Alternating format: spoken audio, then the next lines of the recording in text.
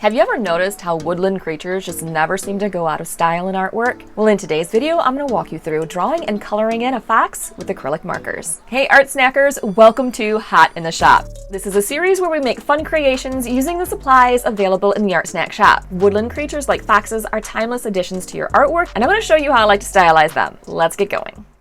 Meet the coolest paper around. ColorPlan white frost paper is strong and pliable with a subtle vellum texture. It works well with a variety of different mediums, including pastel, graphite, and light washes of paint or ink. Today I'm going to use it with acrylic markers, and it works beautifully. This pad of 15 sheets was specifically made just for art snackers, so you won't find it anywhere else. For all my sketching, I'm going to use a Cretacolor Fine Art Graphite pencil, and I'm starting by drawing a single line on an angle. This anchors the middle of the head, separating the face from left to right. At the bottom of that line, I draw one line to the right at about a 45-degree angle and one line off to the left at about a 45-degree angle. Then I put in the top of the head by drawing a rounded line almost from the end of the left line to the end of the right line. And to keep my proportions correct, I put in a little eye line. Now, I love to exaggerate that big fluffy chest that a fox has. So I'm going to place in what I think kind of looks like the bottom of a surfboard.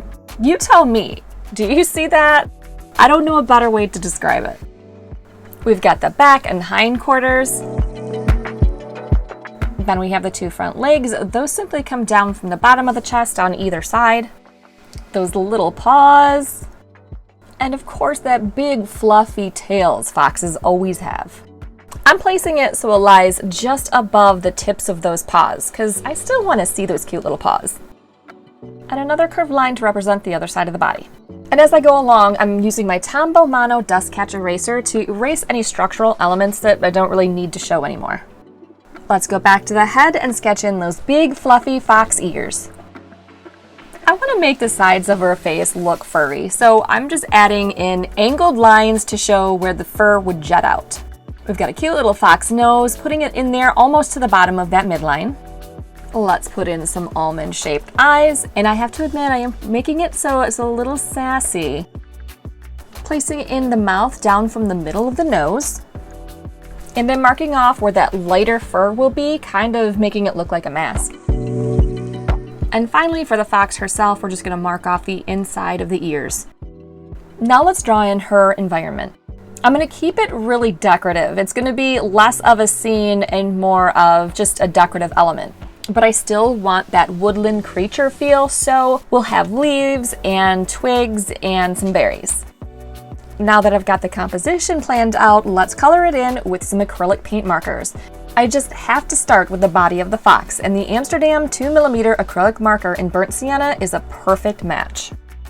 And for the lighter parts of the fur around the ears, the mask on the cheeks, and the chest, I'm using the Amsterdam acrylic marker in Naples Yellow Deep. Oh yeah, and I can't forget the light fur on the tip of the tail. The Amsterdam acrylic markers have great coverage, and the ink flows easily to the tip. Now, I'm so sorry, I have to apologize for leaving those eyes just stark white for a while. I know this fox looks soulless at this point, but I promise we will get to those eyes. I did apply a second and in some places a third coat to get a nice even coverage. Waiting until the layers underneath are completely dry is the best way to do this. And amazingly, the paper handles all of these layers beautifully. And now I start thinking about how I can add a little more interest. So here is where I experiment and put a little bit of the burnt sienna over the Naples Yellow Deep, kind of outlining the ears. Spoiler alert, it will not look like this by the time this is done. Now let's move on to the Edding 5000 broad acrylic marker, and this one is in Mellow Mint. Before we go any further though, let's do a little flashback to when I first opened this pen up. When you first get an acrylic paint marker, you are going to probably have to prime it. Not all of them, but the ones I'm using in this video, you definitely have to. To prime them, you need to shake it up really well for a couple seconds and then press down on the nib. And you'll have to do this a couple or maybe several times to get the paint flowing to the tip. As you can see, the paint will gently flow down to the tip until it's covered and it's ready to be used. The Edding 5000 marker, like the one I'm showing you here, has a chisel nib that produces lines of varying widths from 5 to 10 millimeters. Okay, back to our regularly scheduled program. Let's use this mellow mint color to fill in the big leaves. I don't need to make big blocks of color on this piece. So every time I use the Edding markers, I'm using the small part of the chisel tip. And can I just take a moment here and tell you how much I love this color? Like I adore this color. It is so pretty. I could swim in this color.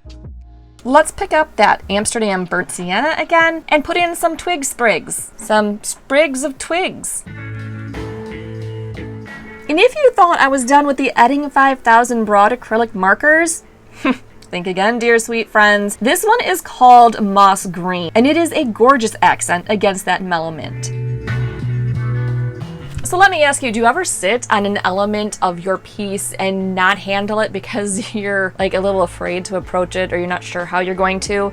Okay, that is how I felt about these front legs. I knew I wanted them to be a smidge different than the rest of the body, but I didn't want them all black. Usually only the paws are black. So I gave these front legs just one layer of burnt sienna, putting it in very carefully so it wouldn't look streaky, and it appears just a teeny bit lighter than the rest.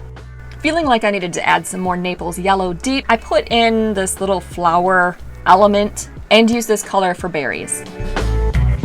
It is now time to tackle those eyes. I can't avoid it any longer, so I'm using the burnt sienna to color in the irises. To fill in some of the really dark details, I'm using my King Art Ink Line Fine Line pen in size 08. These pens come in a pack of 6, and the 08 is the widest width. I knew I wanted it to fill in the nose, but I also used it as a test to line the inside of the ears. And of course, those little paws have to be filled in with black ink as well. I'm also lining those front legs with the black ink and filling in just a little bit of black up the middle of the legs. And finally, it's pupil time. Whew! I'm already seeing a huge difference. A couple of layers of burnt sienna gets really dark. That black fine line ink is pretty much necessary to define the tail and those front legs. I'm using the black fine line pen again to add in details on the muzzle and the mouth, and to define the edge of the face.